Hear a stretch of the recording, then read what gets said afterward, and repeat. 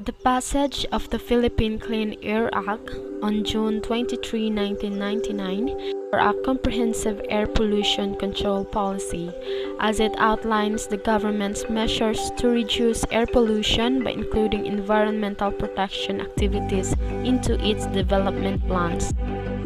It relies heavily on the polluter pays principle and other market-based instruments to promote self-regulation among the population. The government measures to reduce air pollution by including environmental protection activities into development plans. It has adopted the polluter's pay principle and other market-based instruments to promote self-regulation among the populations. Emission standards are set for all motor vehicles and had issued pollutant limitation among industries.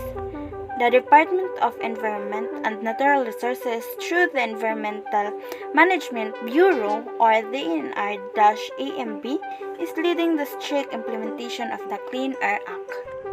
These rules and regulations shall apply to all industrials, emissions, and other establishments which are potential sources of air pollution. And now, what is the importance of having this RA 8749? It promotes public information and education to encourage the participation of an informed and active public in air quality planning and monitoring. And it formulates and enforces a system of accountability for short and long-term adverse environmental impact of a project, program, or activity.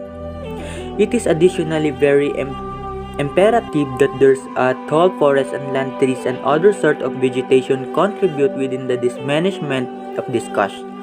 Contamination by making a difference to settle, trap and hold molecules, pollutants, absorb carbon dioxide and other gases were areas renewing the oxygen within the climate.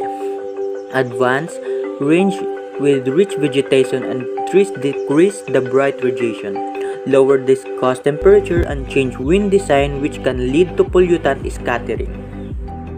Penalties or sanction of RA 8749. Section 1. Fines and penalties for violations of other provisions in the Act.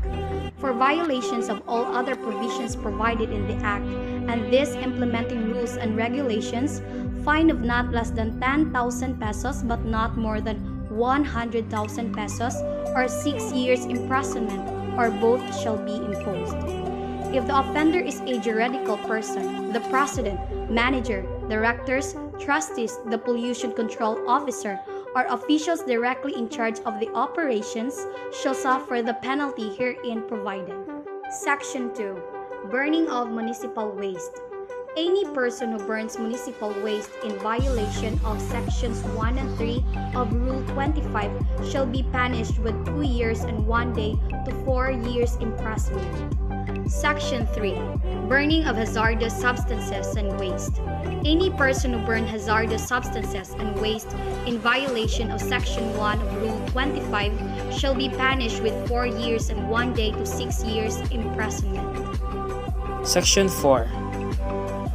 Burning of biomedical waste. Any person who burns biomedical waste in violation of Section 4 of Rule 25 shall be punished with 4 years and 1 to 6 years imprisonment. Section 5. Smoking in public places. Any person who smokes inside a public building or an enclosed public place, including public utility vehicle or other means of public transport or any enclosed public area outside of his private residence, private place of work, or any duly designed smoking area shall be punished with 6 months and 1 day to 1 year imprisonment or a fine of 10,000 pesos. Section 6.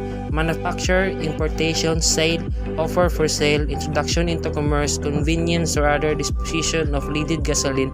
Any person who manufactures, imports, sale, offer for sale, introduce into commerce, conveys or otherwise disposes of in any manner leaded gasoline shall be punished with 3 years and 1 day to 5 years imprisonment and liable for appropriate fine as provided in Section 1. Expected outcomes if it is successfully implemented are there will be lots of animal species living in the forest, People will not be able to find it hard in terms of finding some natural resources that could help them in their daily life. People will be able to far from any health problems and fresh winds and environment like what we wanted to happen. People will be more disciplined to do such things that can also contribute to air pollution. Encouragement message to other youth on how they can help to provide awareness as to protect and conserve natural resources. Young people can play an active role in an environment protection and improvement. They have the ability to alter their lifestyle and its impact on the environment. They can make their homes, schools, and youth organizations more environmentally friendly by implementing eco-friendly practices, recycling various materials, and conserving resources such as water and electricity. Engaging youth in environmental protection has the potential to influence not only their behaviors and attitude but also those of their parents, relatives, and families. We have the ability to recycle, reuse, and compost.